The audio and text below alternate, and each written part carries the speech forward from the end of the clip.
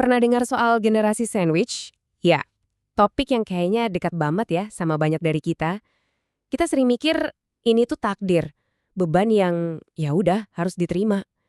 Tapi gimana kalau saya bilang ini bukan takdir sama sekali? Ini tuh cuma sebuah siklus. Dan yang namanya siklus pasti bisa diputus. Wah, kutipan ini kena banget ya. Rasanya itu loh kejepit di antara dua kewajiban. Ngurusin masa lalu, yaitu orang tua kita, sambil mendanai masa depan, anak-anak kita.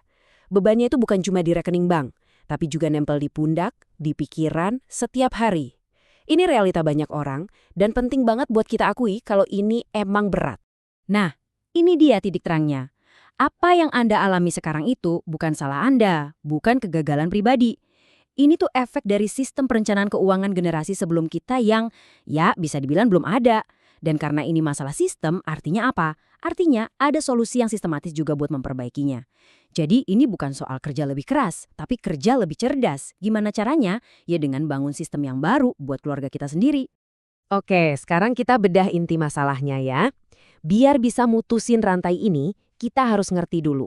Kenapa sih rantai ini kuat banget? Ternyata, akarnya itu seringkali dari kesalahpahaman kita soal prioritas keuangan. Sesuatu yang mungkin diajarkan ke kita dari kecil dan kita yakini sampai sekarang. Coba deh kita tanya ke diri sendiri. Kenapa ya ini susah banget? Kok niat baik kita buat ngerawat orang tua dan anak malah jadi kayak jebakan? Nah, jawabannya itu ada di cara kita ngebagi-bagi sumber daya kita yang terbatas di tengah tekanan yang luar biasa besar. Nah, lihat deh visual di sini. Ini gambaran yang jelas banget soal tekanan itu. Coba bayangin, pendapatan kita tuh kebagi-bagi kayak gini. Seringnya porsi paling gede, mungkin 40%, itu lari buat masa depan anak. Terus 30% lagi buat ngerawat orang tua. Sisanya 30% lagi ya buat cicilan dan kebutuhan kita sendiri sekarang. Pantesan aja kan hampir nggak ada sisa buat mikirin masa depan kita sendiri. Nah, ini dia nih keyakinan utamanya. Kita semua kan diajarin buat memprioritaskan pendidikan anak di atas segalanya. Kita pengen kasih yang terbaik buat mereka, dan terbaik itu seringkali artinya sekolah yang paling mahal. Kita rela loh ngorbanin dana pensiun sendiri demi gelar sarjana mereka. Tapi pertanyaannya, apa ini cara berpikir yang paling tepat? Oke, di bagian ini siap-siap ya, kita bakal putar balik cara pandangnya. Ini nih momen ahanya, kuncinya buat mutusin rantai itu. Konsepnya mungkin kedengaran agak radikal, tapi sebenarnya logis banget. Buat nyelamatin semua orang, Anda harus nyelamatin diri Anda sendiri dulu, secara finansial tentunya. Jadi poin paling pentingnya tuh di sini. Coba lihat perbandingan ini. Anak Anda secara teori bisa kok cari pinjaman buat biaya kuliah. Ada student loan, ada beasiswa, banyak jalannya. Tapi Anda, coba pikir, apa Anda bisa dapat pinjaman buat biaya hidup pas tua nanti? Gak akan ada bank manapun yang mau kasih pinjaman buat pensiun. Gak ada. Dan ini dia hasilnya. Waktu Anda memprioritaskan dana pensiun, itu bukan berarti Anda egois. Sama sekali bukan. Justru, Anda lagi ngasih hadiah paling berharga buat anak-anak Anda. Kebebasan. Ya, kebebasan dari kewajiban jadi generasi sandwich selanjutnya yang harus nanggung hidup Anda. Anda yang mutusin siklusnya. Di sini, sekarang. Oke, logikanya udah dapat kan? Sekarang, kita butuh rencana aksi yang jelas. Jadi, ayo kita bahas 3 pilar utama yang bisa mulai Anda bangun dari hari ini buat mengubah wawasan tadi jadi kenyataan. Nah, ini dia kerangkanya. Simple tapi kuat banget.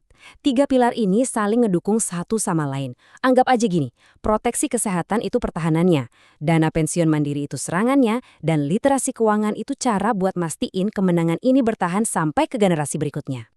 Pilar pertama ini fondasinya. Coba bayangin, satu tagihan rumah sakit yang gede aja bisa langsung ngancurin rencana keuangan yang udah disusun bertahun-tahun.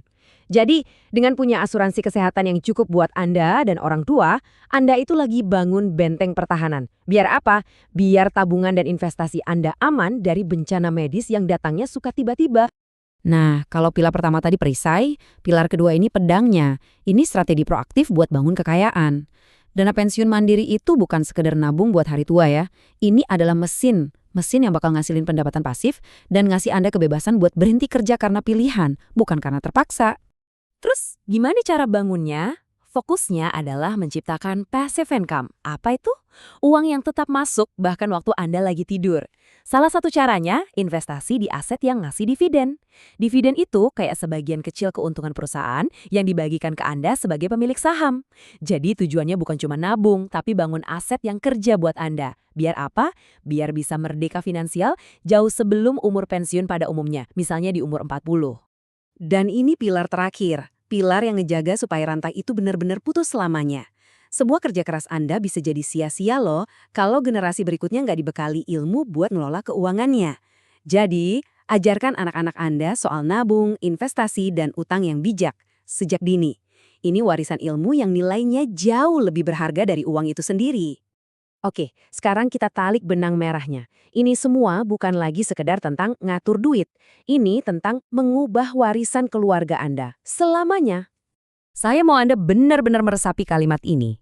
Ini adalah sebuah deklarasi. Dengan rencana yang matang dan disiplin buat jalanin 3 pilar tadi, Anda punya kekuatan buat bilang, cukup, siklus ini berhenti di saya. Anda bisa jadi titik balik dalam sejarah keluarga Anda. Pada akhirnya, pertanyaannya cuma satu. Warisan apa yang mau Anda tinggalkan? Apakah beban yang sama yang akan diteruskan ke anak-anak Anda? Atau sebuah hadiah? Hadiah kebebasan finansial dan sebuah cetak biru untuk masa depan mereka yang jauh lebih cerah. Pilihan itu sepenuhnya ada di tangan Anda.